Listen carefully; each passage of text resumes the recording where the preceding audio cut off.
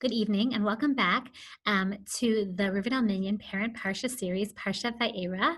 Chodesh Tov. Tonight and tomorrow are Rosh Chodesh. It's hard to believe that we're already up to Rosh Chodesh Shvat. We're getting excited and gearing up for Tu B'Shvat, and then please God Adar, and it really bringing us full circle in so many ways. I think for many of us, in terms of COVID, in terms of what this year has been about, all the complicated pieces of this year. The things that were hard, but perhaps also some of the wonderful silver linings and maybe some of the blessings that some people were able to experience and find amongst this year. And so I think it's really complicated, but it does definitely make me think back to the fact that, wow, it's already Shvat and it's been almost a year. And we're also up to Parashat Vaera. I think when we start to enter some of these parshiot, there's so much to say. Every parsha has so much to say, but I think that parshiot that are also tied to Chagim, and we know that Shemot, Vaera, Bo, B'Shalach are very much tied to Pasach, which is also up and coming. It also feels like there's so much to say. There's like a million things we could possibly share, because when it comes to the Pesach Seder, we have, ever since we were little children, so much to share and learn and think about. And it's hard to kind of know where to put ourselves. And so in some ways, I was tended and I was drawn to thinking about all the different Pesach Seder related ideas that one could come up with as it related to this week's Parsha. But I was also pushed to kind of take a step back and ask myself, which is what I try to do when I'm thinking about preparing in advance for the Parsha series, like what is going on bigadol in the big world at large, and also what is going on maybe in like different things and ideas that I've heard this week, whether it's in anything that I listened to or things that people shared with me or things that I've been reading, and trying to like think about how that relates potentially to the Parsha. And one of the things that I came up with in terms of the parenting tip on the go, and hopefully it's going to relate to this week's Parsha, we hope, is the idea of partnerships. I think that one of the, that for many people, one of the, one of the challenges of COVID for many people is been working alongside spouses and partners in ways that we never were previously, right? People went to work, they went about their day, they had different roles, they had different jobs, and everybody kind of stayed in their lane. And maybe there was conflict in terms of normal marital strife as it related to, well, I don't want this to be in my lane, and I wish you would pick it up and add it to your lane of responsibilities. And I think that was something that one might often think about as it relates to different marriage challenges that people might have in their own marriage, and figuring out how to engage as a working partner, as a positive working partner relationship, right? Marriages have so many different dimensions to them. And one aspect of a marriage is the ability to work together as a team and really complement each other and pick up where the other one needs help. And also the way I always think about it from more of a Gottman perspective is always thinking that if I look out for my partner and my partner is looking out for me, then by definition, all of our needs will always be met, right? So if you go downstairs and you think to yourself, let me prepare a cup of coffee for my partner, and my partner is always thinking, let me prepare a cup of coffee for my other half, then the likelihood is you both hand each other that cup of coffee at the same time, right? This idea that we're looking for opportunities to give to the other person, whether it's emotionally, whether it's physically, whether it's spiritually, and make space for the other person in our life, and checking in with them. And I think, though, one of the challenges in the most healthy and wonderful relationship during COVID was kind of like there were so many new responsibilities and so much new pressures, whether it was finding places to work. I know I read a very funny article originally back in the beginning of the pandemic about the fact that there was like a couple who they were both working and they didn't have any kids. They were both working in the same small apartment in Manhattan. And one said, like, I never knew my husband was such like a pacer. He's constantly pacing. He's on the phone for work and he's pacing back and forth. Like, why is he pacing? Or somebody else was saying, like, I didn't realize I needed so much more space or quiet to do the work that I need to do. I've been trying to find spaces. I one time was listening to a podcast, and like the person who was doing the interview was like sitting in a closet, and they reminded me of my like Stern days when people were in their closets on their phone talking to like somebody who they were dating. Now that wouldn't happen because like there are cell phones and like we've moved beyond that maybe, but that's what it reminds me of. Everybody trying to like jockey for space. and find space for themselves. And I think it's just been a challenge, and something that I think you definitely hear people talking about. And as much as we might see the light at the end of the tunnel in terms of Baruch Hashem, the vaccine starting to roll out, we're not there yet. And so I think people are still working on these things. And I think in general, I guess a learning lesson is that, like, the idea of like really spending time thinking about what we want our partnerships to look like. There's a really great little podcast. It's a 5-minute by John Gottman, who's an amazing marriage psychologist. He's done a lot of research on healthy marriages, what makes a great marriage. And he has like a little 5-minute podcast about like ways to attend to your relationship. And he talked this week a little bit about like teamwork, and the idea of like really working together on things, really working together on on helping each other. How do you work as a team? How do you communicate, right? The best teams are when we're also able to communicate our expectations, our needs. Nobody can ever read our mind. Even the best marriages, we can't read the other person's mind. We have to know that, what they're thinking, what they need. Sometimes that ability to just check in and be like, hey, what are you thinking about? What's your schedule like today? And really trying to like think thoughtfully about what we need the other person to do, and allowing ourselves to offload something in a positive way. And as the person on the other side, being willing to accept it and reminding and saying, hey, I want to take some of this burden from you. You don't have to do this all. And being able to really work as a team, right? That like, we're not keeping a scorecard. It's not like I did these 5 things today and you did these 5 things today and my 5 things were more important than your 5 things, but really thinking about the fact that when we work as a team, we're a unit, so the whole is greater than its parts. And so when we all work together, all of these things need to be done in a day. And when we all work together, then we can kind of look at it and say, wow, like we were a good team at the end of the day. And that feels very rewarding. And then you can shuffle it up. And one team member might say, hey, you know what? This was really hard for me to do. Can you do it tomorrow? Like pickup was a disaster for me today. I was waiting for 20 minutes. I had a million things to do. And like I could have just probably, so I might say tomorrow, like it seems that pickup is taking a really long time. Could you do that? Because I know that my hands are tied and I have a client at 4:15. And saying that early in the day, right? So that you can plan for it and you can have expectations around it and not feeling bad about it, because that's what teams do. That's what teammates do. I think there are so many aspects to it. But I think like this is such an important reminder. This is like one small sliver about all the different moving pieces, but I think that have long-term consequences in positive ways about ways in which we can enhance our partnerships. And the reason it got me thinking about partnerships was actually because I think that in this week's Parsha, one of the things that we see is a really wonderful partnership between Moshe and Aharon that could have been filled with its challenges, right? Aharon was the older brother, Moshe was the younger brother. And there is this idea that like there was some amount of anxiety. Moshe was worried that like maybe Aharon would be upset. And the fact that Aharon was so not upset and so kind and gracious and willing to be this partner, the Mefarshim talk about the reward that Aharon gets for his ability to not have jealousy towards Moshe. And it's the first really opportunity where we see brothers not having jealousy and being able to work together in a cooperative, in a very functional and cooperative way. One of the things that I thought was interesting, and I was a little bit all over the place because I was hearing so many different things, and I was thinking about partnerships, and I was thinking about teamwork, and I was thinking about all the different types of teams that people have, whether it's marriages are teams, whether families are teams, whether even larger families are teams, and kind of thinking about like, how do we manage all those teams? How do we talk to our teammates? How do we engage with them?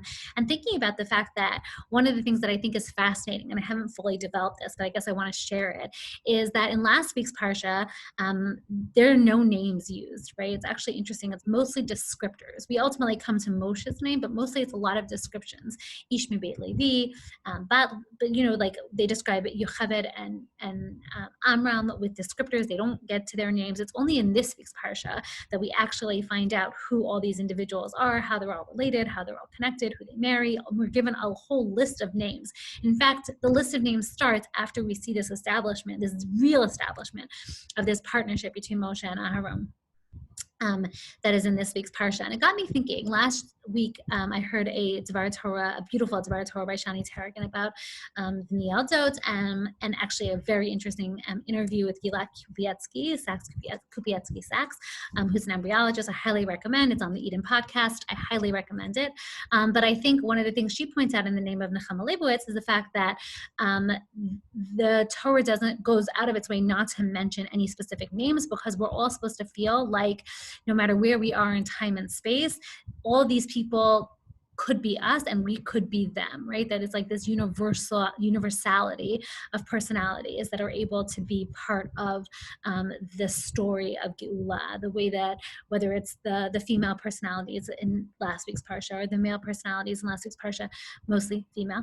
But I think that they're anonymous, and then all of a sudden we're introduced to the different personalities. After like the framework has been set, we get introduced to the different personalities. And I was thinking about that in the context of a team, that in some ways a team is filled with individuals, and not every single person is, we don't necessarily need to know all the different names. We think about the team as a collective, but at the same time, individual people are really important, and trying to think about each individual as the fact that while the team has an overarching mission, there's also different ways that people within the team have to be able to work together and relate to each other, and the challenges that they might have working together. And also at the same time that you think of a team, you think of individuals. And I was thinking about that in relation to family teams, right? That like, as much as we want to work as a team, right? You're a husband and wife team, or a partnership team in whatever demographic, whatever way that looks.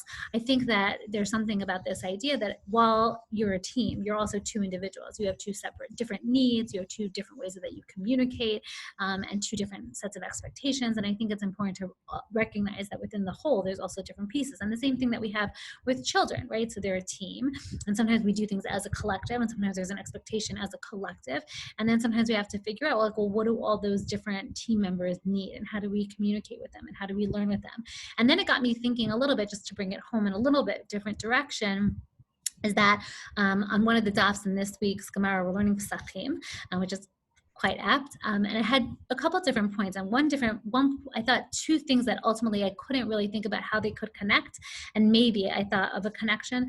We start off in the beginning of this week's daf talking about like different minhagim, right? That if you travel from a place with a more stringent minhag, you have to keep the more stringent minhag in either direction. And then it launched into a discussion about what's the obligation of parents to children keeping minhagim, right? If you have a parent that had a certain minhag, do you have to keep that minhag? What's the distinction between a minhag and a chumrah, right? Something that's a custom versus something that's a stringency that you take upon yourself. And ultimately the Gemara comes down on the side that you don't need to take upon yourself a stringency of your parent. But it got me thinking about the fact that teamworks require communication. And I'm thinking about the fact that so much of the Pesach story is about families and about communicating, whether it's Moshe's inability to communicate and Aaron stepping in to help him communicate, whether it's about Moshe and Aaron communicating with the people and having a moment of struggle, right? Moshe thinks he fails, like he wasn't able to communicate properly, and he begs Hashem to really let him have this relationship with Aaron, whether it's Moshe and Aaron's communication with Paro, and ultimately whether it's our communication that we want to continue to have with our children from generation to generation about the things that are important to us, then pass on from generation to generation. And so it made me think about this idea again as family as a team, but also the intimate relationship that happens from parent to child, child to parent, and back and forth. Really strengthening those parent-child relationships. And it also got me thinking about the Gemara was today, where it talked about the fact that there was a inference drawn that the frogs in the story of this week's Parsha are Moser Nefesh. And if frogs that are not commanded, have no chiyuv, have no obligation to give up their lives for Hashem, to make a kiddush Hashem, then certainly the example was of Hananiah, Mishael, and Azariah in the story of Daniel, who give up their lives to be thrown into the Kivshan Ha'esh. And there's a lot of interesting discussion, lots of different interesting mifarshim about this. But one thing that I think Rav Rosner points out in today's stuff is the idea that each frog could have said, you know what, like not all the frogs had to jump into the tanur, into the dough, which was sitting next to the oven. And then when the oven would open, the frog would jump in. It says frogs are jumping out from everywhere. And obviously the frog that's jumping into the oven is probably in a much worse situation than the frog jumping out of the bed in terms of its ability to live. So, one of the things that it points out is that each frog could have said, well, I'm not doing that job, and the idea that, but like, kiviyachol, as if it were, that somehow the frogs were kind of thinking about it in terms of like taking one for the team. And I think it just goes to this conversation. I'm not sure you want to go down that rabbit hole of what it means to be moser nefesh with children, but I definitely think about it from the perspective of like, what does it mean to have teamwork? And we often hear about with our kids when they talk about like group projects. Like I had one kid who was like, I really have a hard time with group projects. I feel like nobody sort of takes responsibility and then one person ends up doing it themselves. And I think it's good to work through, what does it mean? What are the positives of a group project? What are the negatives of a group project? What are the struggles of a group project? And thinking about that in terms of like a family dynamic and a family environment, in terms of like how we take responsibility and how we think about ourselves as a unit and also individuals, and how the collective impacts the overall family structure. And I think these are good discussions to be having. And I also think it also goes back to something that I feel strongly about in general, is the idea of modeling, right? If we model to our children a relationship in which we communicate our needs, when we say, listen, I'm really tired, I just need 5 minutes, would that be, could you make that happen for me? When we communicate that we have needs, that we have times when we need a break, when we need to take care of ourselves, and that we have a partner on the other side that's available to help us take care of our needs. And we at the same time say, okay, when can I help you carve out this time for yourself? Or what do we have to do together, in order to get ready for Shabbat, and kind of dividing those things up. I think when we can show our children that we, the parent unit, the adult unit, the marriage unit, are working together as a team, and we're sending a really strong message. And that doesn't mean that the team never fights. I actually think that we want to show our team, the larger team, that we can have machloket, we can disagree about the way that we're thinking about something, we can get frustrated, we can feel overwhelmed, and then we can work through it. It's such an important thing to recognize that all group work, all teamwork has moments where it's hard, but it's okay, because we can do hard and we can work through it and we can talk it out, and that's what communication is all about. And so I think this has the potential to be a launching pad for a conversation about groups and teamwork, and to think about our own relationships, particularly our relationships with our spouses, which in this current environment, I'm hearing from a lot of people that has had its new challenges that they never would have expected, and really focusing on them and working through them and giving them the attention that they deserve, because above all else, I think one thing that stands out about the Parshiot of Pesach is that family is critical. Family is the cornerstone of our structure, of our belief system, and at the family hearth is a strong marriage and a strong relationship that's built around love and respect and communication. And so I think like that's something that I was thinking about in this week's Parsha. Parsha treats, always my favorite. Okay, so I think there are first of all, I think there's fun things you could do, but I also think there's so many easy things to do. I never want to minimize that. The weeks are so stressful, and everybody should feel like, if they have time and they want to go big, great, go for it. But if you feel like you just had a crazy week and you did not have enough time to do stuff, you don't need to say, oh, I'm abandoning ship on something cute for the Parsha this week. That's why I love these little cups, because they're manageable for everybody. There's black licorice, my favorite, which I know is a very minority opinion. Baruch Hashem, some of my children also like black licorice. So I definitely think it must be a generational thing. I come from Sephardi families where people like black licorice and Iraq. So that's definitely my genes. And I definitely love a good piece of black licorice. You can get gummy frogs. I did that one year. I just did cupcakes, sprinkled some green, and did some frogs. And now that I'm thinking about it, there was a very complicated image of making a graham cracker oven, and you could put a frog in there. That would really be quite labor intensive. But if you had the bandwidth and you had the time, or your kids were home, I definitely think you could do that. I love these different fruit, vegetable, I think they're locust, lice, some situation like that. The frogs are also very not hard. They're easy, but you could also buy frogs. You could also buy snakes. That was last week's Parsha. Okay, so you don't want to, we want to stay in each Parsha lane. So I think that, start with some of those the first plagues, and again, like go with like things that are manageable and that you feel like you have the bandwidth for. And you can like totally outsource this to some of your kids. You know, like those vegetables are definitely something you can assemble on Shabbat and you can eat. It doesn't have any words and you're going to eat it.